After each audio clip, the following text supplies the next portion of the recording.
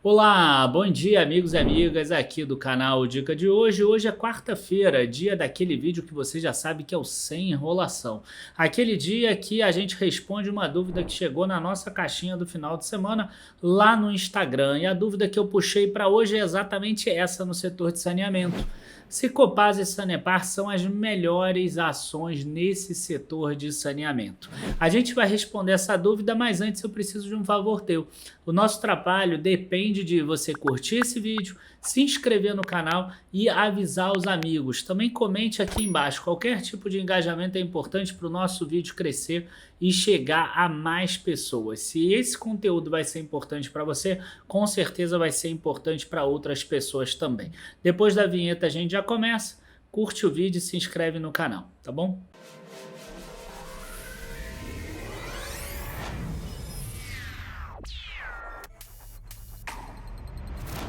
Existe uma coisa que é interessante, que as pessoas ficam perguntando qual a melhor empresa no setor de saneamento, e não tem muitas empresas listadas com liquidez nesse setor, né? A gente tem ali Sabesp, Copasa e Sanepar. Dependendo da forma como você avalie, você vai chegar que a melhor empresa é Sabesp. Se você quiser de outra forma, você vai chegar em Sanepar e outra forma você vai ver que Copasa. Agora, eu acho que é muito mais relevante do que a gente responder se a melhor é Sabesp, Sanepar ou Copasa, entender por que essas empresas que cresceram tanto no longo prazo, elas pararam de crescer nos últimos 3, 4 anos. E para ficar mais claro isso, eu vou aproveitar para mostrar esse gráfico daqui. Essa aqui é o gráfico da Sanepar, a Sanepar 4, a preferencial, que é a que existe desde o IPO da Sanepar. A Sanepar, que tem mais liquidez que a Unity, a SAPRE 11, ela foi criada em 2017. Então, estou pegando aqui o código mais antigo. Se a gente pegar aqui de 2006, tá? Para a gente não pegar a mínima lá de 2002, a gente tinha um preço aqui em torno de 29 centavos, 27 centavos ajustado, e hoje a empresa está R$ 3,52, quer dizer, uma grande valorização de 1.200%, claro que descontados os dividendos que foram pagos. A Copasa, desde 2006 aqui, ela chegou ali a R$ 3,90, caiu aqui para R$ 2,60, um preço médio ali de 2006, talvez fosse esse 3,24, 3,30, e hoje a ação está R$ 14,30. Então, quer dizer, também é uma ação que subiu muito. Então, em um caso, a gente sobe 1.200%, no outro caso, sobe de 300% a 400%. Então, são empresas que no longo prazo estão retornando muito valor ao acionista. Agora, o que deixa claro para a gente e o que faz com que a pessoa se sinta mal de investir nessas empresas, eu tenho certeza absoluta que são os últimos 3 ou 4 anos. A gente costuma falar que bolsa é para longo prazo e que precisa de ter pelo menos 5 anos. Só que a pessoa olha os últimos 5 anos aqui desde 2018 e percebe que Copasa está no mesmo preço de 2018. Então ele fica chateado com isso. Ele fala, por que essa ação não sobe, Daniel? E ele também olha na Sanepar e vê a mesma coisa. Ele vê que é o mesmo preço aqui de 2018, 2019. Ele pergunta, por que essa ação não sobe, Daniel? Não vou nem pegar esse ponto aqui porque foi uma questão muito peculiar. Mas, enfim, a grande questão que você precisa entender para responder qual empresa está barata é exatamente isso. Por que as ações não sobem nesse período? Tá? E isso aconteceu em outros momentos também, e isso vai ser abordado nesse vídeo de hoje. Quer dizer, ela ficou aqui 3, 4 anos sem subir, da mesma forma que ela ficou aqui 4, 5 anos sem subir também. Então, vamos lá. Eu acabei fazendo uma planilha aqui que eu tabulei dados sobre reajustes e revisões tarifárias. Antes de eu passar para a planilha, eu preciso mostrar para vocês como é que funciona. A Sanepar, ela tem uma agência reguladora que não é como a energia elétrica, que tem a ANEEL, que é uma agência nacional. Porque a parte de energia elétrica você tem um sistema interligado nacional. Então a ANEEL define as variações de preço de energia para o Brasil todo, né? Então cada uma das concessionárias tem as suas peculiaridades, cada uma tem as suas variações. Só que isso não é feito pela Agência Nacional de Águas, que seria talvez o similar para o saneamento. Ela é feita por agências reguladoras que são estaduais. Então a da Sanepar é a AGEPAR e a da Copasa é a Arsai Minas Gerais. Então, cada uma delas vai dar um valor de reajuste tarifário. Então, quando você olha no longo prazo, a gente vai ver que Copasa, por exemplo, teve um reajuste total desde 2012 de 120%, tá? Que é esse número aqui que eu estou pegando agora. A Sanepar teve 207% de reajuste tarifário ao longo desse período. Tá? Aqui gera alguma dúvida por causa desse 25,63 que tem 2,11% ao longo dos anos. Se esse 2,11 está sendo colocado aqui, talvez esse número seja mais próximo de 185%, 190%. Mas a inflação, 90%. Então, o que fica claro aqui? Que ao longo dos últimos 10, 12, 13 anos, a gente teve um reajuste de preço da Copasa e da Sanepar muito maior do que a inflação do período, o que ajudou essas empresas a crescerem mesmo que elas sejam ineficientes. Quando a gente vai para os últimos 5 anos, que é essa margem aqui, a gente já começa a perceber que esses reajustes são muito mais próximos da realidade do IPCA. Então essas empresas começam a ter dificuldade de crescer. Elas começam a ter um ponto que elas aumentam a receita e aumentam o custo mais ou menos na mesma proporção, aumentam as despesas na mesma proporção. E quando a gente pega os últimos 3 anos, e vale a pena a gente mencionar aqui, ó, 17,41, 16 e 21,70 do IPCA, você vê que já é menor, só que é muito pior do que isso. Por exemplo, a da Copasa, eu vou até ver se eu pego aqui os dados, você vai ver o reajuste da Copasa aqui, 15,7%, é um reajuste tarifário que eu botei em 2022, mas a vigência dele é agora, a partir de 1º de janeiro de 2023. Então, na verdade, nos últimos 3 anos aqui, a Copasa teve um impacto quase nulo aqui de reajuste, enquanto isso a inflação está batendo em cima dela, por exemplo.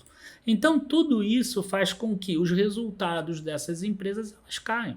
Por mais que ela consiga reduzir esses perdas, por exemplo, de energia e etc., acaba tendo um problema. Isso não sou só eu que estou falando, tá? Se você olhar, por exemplo, o relatório de rating da Moody's, tá? Que é quem faz um rating, uma das grandes empresas que fazem rating para as emissões de dívidas dessas empresas, aqui é uma emissão de dívida da Sanepar. E você consegue ver aqui que o ajuste tarifário nacional lá atrás, ó, muitas vezes ele ficava acima da inflação, que é essa linha daqui. E você vai ver que nesses últimos anos aqui, ó, teve 1 e 2 vezes que a inflação ficou bem acima do próprio reajuste da Sanepar. Então, esse ponto está trazendo muita dificuldade para essas empresas crescerem. Mas tem um segundo ponto que também é relevante.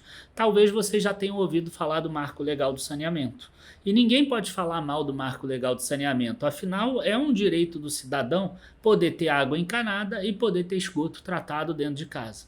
Esse Marco Legal do Saneamento fez com que as empresas tivessem uma meta. Até 2032, 2033, depende muito da região, você tem que ter ali 95% de casas com esgoto chegando nessas residências. Então, quando você olha aqui a Sanepar, ela já tem índice de atendimento de água em 100%. O esgoto de 2014 até 2022 até subiu de 65% para 78%.